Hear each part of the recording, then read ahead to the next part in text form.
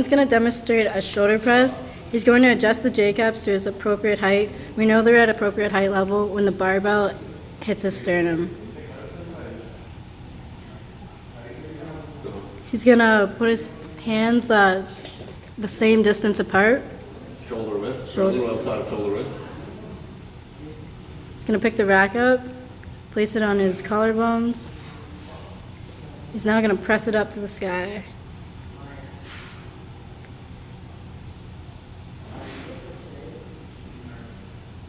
His head comes back when he pulls it up, but then it goes back into neutral once he's at the top.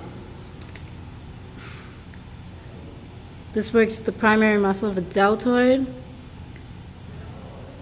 On the up movement, concentrically, your shoulder goes into flexion and elbow extension. Then on the downward phase, shoulder and elbow extension.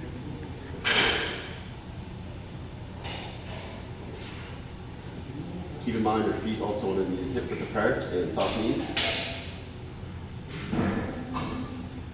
That is the shoulder press. Shea will be performing some frontal dumbbell raises. So this is to target the deltoids, more specifically the frontal head. So she's going to begin by keeping her feet hip distance apart and her knees soft. She's going to hold on to the dumbbells in each hand. We're going to use a pronated grip. So she's going to begin with her elbows straight but not locked, and the dumbbells right in front of her. She's going to lift the dumbbells out to the front at the same height of her shoulders.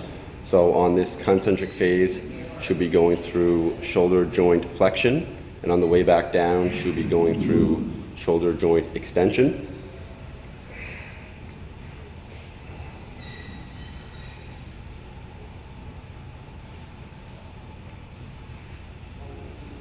That is the dumbbell frontal raise.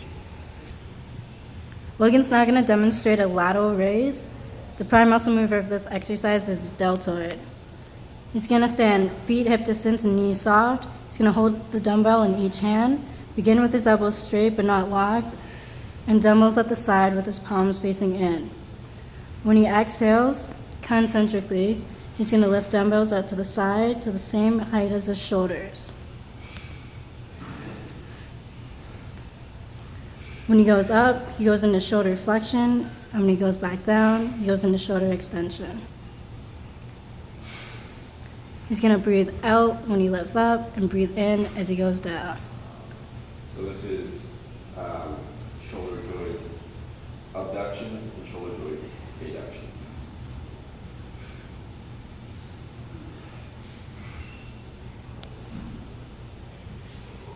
So Logan's now going to perform a leg press.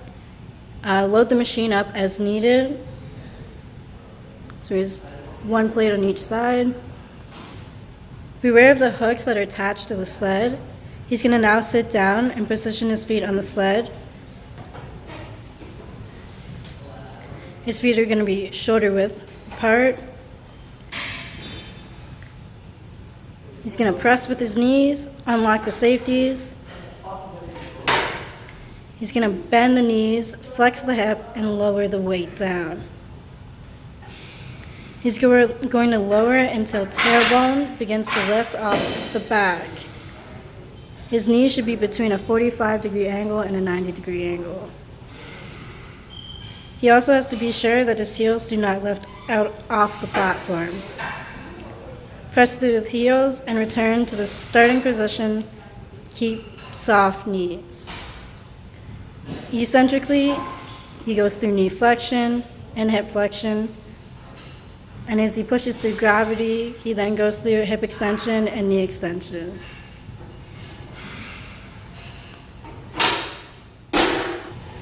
Logan's now going to perform a pull-up using an assisted pull-up machine.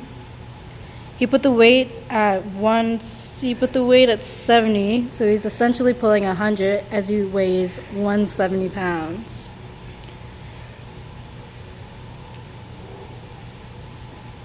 He's going to grip onto the handles. I'm going to go just outside of shoulder width pronate grip. He's then going to put his knees on the pad.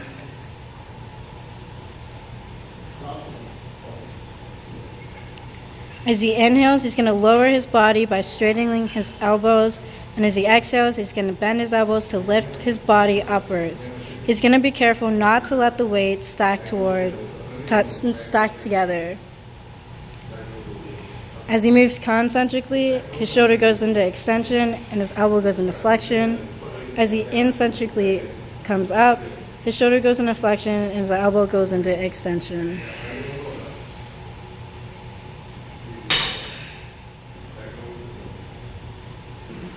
Logan's going to perform a lat pull down. The prime muscle mover of this workout works the latissimus dorsi. He's going to reach up and grab the bar, overhand grip, with his hands wider than shoulders. He's going to sit with his feet flat on the floor, in front of the body. He's going to adjust the knee pads so it's snug on top of his knees and top of his thighs. As he exhales, he's going to pull the bar towards the breastbone so that the elbows bend towards the waist. As he concentrically lowers, he goes into shoulder extension and elbow flexion. As he incentrically moves up, his shoulder goes into flexion and his elbow goes into elbow extension. You want to make sure you're keeping your spine neutral. You don't want to be leaning back or leaning forward. You want to be nice and neutral throughout the whole portion of the lift.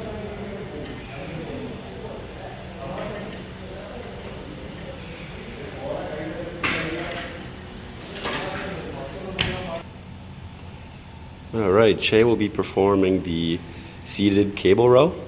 So she's going to place her feet on the platform in front of her. She's going to grab the handle and sit down on the bench. She'll slide her butt back until her knees are slightly bent. So as she's exhaling, she's going to be pulling the handle towards the front of her ribs. As she's inhaling, she's going to be letting the weight bring her back to starting position. Her elbows should be bent and pointing towards the wall behind her at all times. During the concentric phase, she's going to be going through shoulder flexion. During the shoulder extension. During the eccentric phase, she's going to be going through shoulder flexion. During the concentric phase, her elbows will be flexing, and during the eccentric phase on the way back, her elbows will be extending. So the primary muscle mover for this exercise is the mid-back, which includes the rhomboids, the mid-trap, and the latissimus dorsi. So she's breathing out on the concentric phase and breathing in on the eccentric phase. And she's also being sure not to rock throughout the movement. She wants to keep her pelvis in the same position to avoid using momentum. That is the seated cable row. Logan's not going to perform a pec deck. The prime muscle mover of this exercise is the pectoralis major. He's going to sit down, grab one level arm, and then use the other arm to grab the other lever.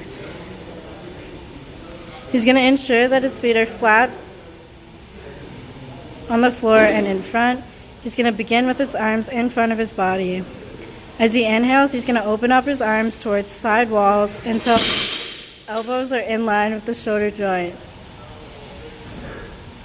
As he concentrically moves, his shoulder joint goes into horizontal adduction, and as he eccentrically moves, his shoulder joint is going to go into horizontal abduction.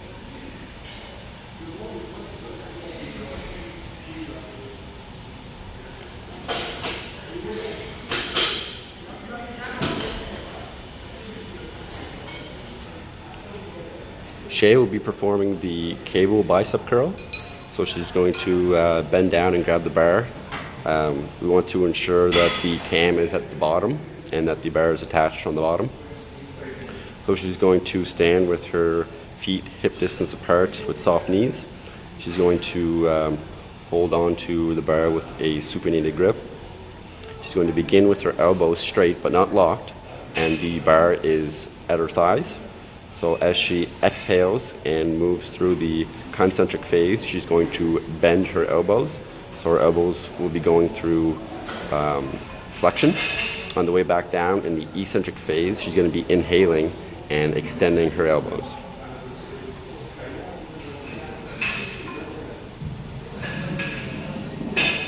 That is the cable curl for biceps. Logan's now going to perform a tricep press down. He's going to move the machine's cam to a high position.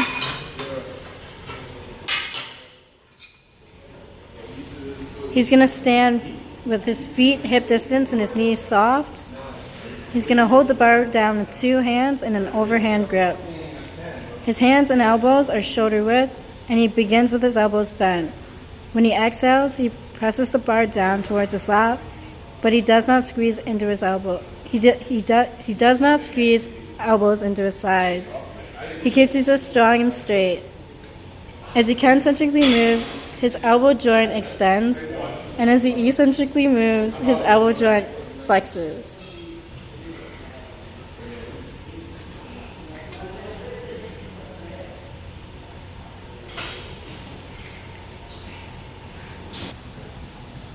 Shea will now be performing the leg extension, and the primary muscle mover for this exercise are the quadriceps. So she's going to adjust the backrest so that her knees wrap around the edge of the seat in front of her while they are bending. So it's nice and tight underneath her knees. Her tongue of her sneaker should also be sitting right on the inside of the roll pad by her ankles. So as she exhales, she's going to extend her knees upwards, but not to the point of locking. She's going to keep them soft at the top. As she inhales, she's going to come back down, going through knee flexion. Again, you don't want to be putting too much weight for this exercise, as it can be pretty hard on the knees. So knee extension, knee flexion. This is a single joint movement. Logan's now going to do a lying leg curl. He adjusted the roller pad so it sits across the back of his ankle. He's going to ensure that his waistband lies across the apex of the bench angle. He's going to keep his feet hip distance and ankles dorsiflexed. As he exhales, he's going to bend his knees and curl his heels towards the back of his thighs. As he inhales, he's going to lower his feet downwards, but not to the point of locking his knees. As he concentrically lifts, he goes into knee flexion. As he eccentrically lifts, he goes into knee extension.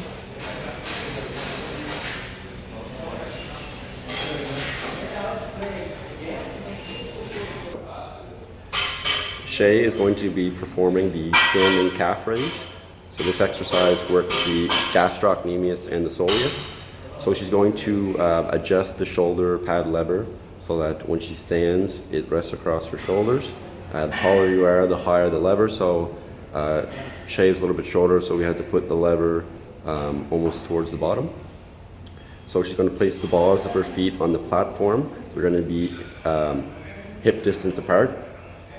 She does not want to bend at the knees or the hips throughout this exercises. So to begin, she's going to exhale and rise up on the ball of her feet. So she's kind of standing on her tippy toes.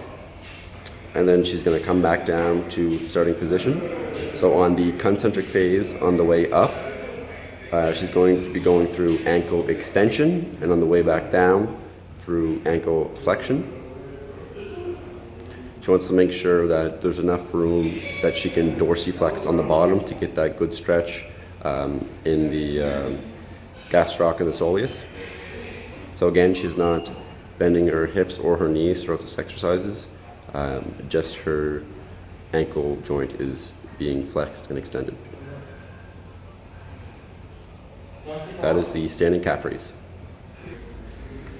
Shea is going to be performing a walking bodyweight lunge.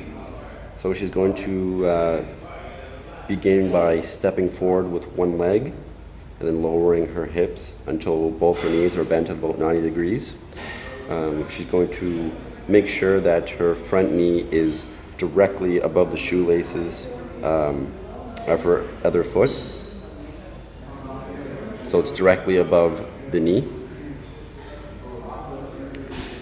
As she goes down, she's going to be going through knee flexion and hip flexion. On the way back up on the concentric phase, she's going to exhale and going through knee and hip extension. You can also hold on to dumbbells for this exercise to create greater resistance. She also wants to make sure that on the way down, her back knee is not touching the ground. We want to keep the resistance there at all times. She also wants to make sure that her spine is neutral throughout this whole exercise, so her trunk should not be leaning forward. That is the walking body weight lunge. For our last exercise, Shea will be performing a body weighted push-up. So she's going to begin on her hands and knees. She wants her hands to be directly below her shoulders and her hands shoulder width apart. She's going to extend the knees and rest on the balls of her feet. So on the eccentric phase on the way down, she's going to be bending her elbows and lowering her chest to the floor.